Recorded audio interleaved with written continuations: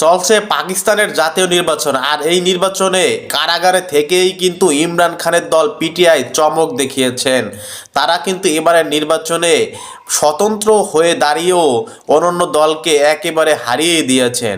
এই নির্বাচনে পাকিস্তানের মোট আসন সংখ্যা হচ্ছে 264, আর সেখান থেকে পিটিআই কিন্তু সর্বোচ্চ প্রায় 103টির মতন আসন নিশ্চিত করেছে সর্বশেষ যেটা জানা গিয়েছে।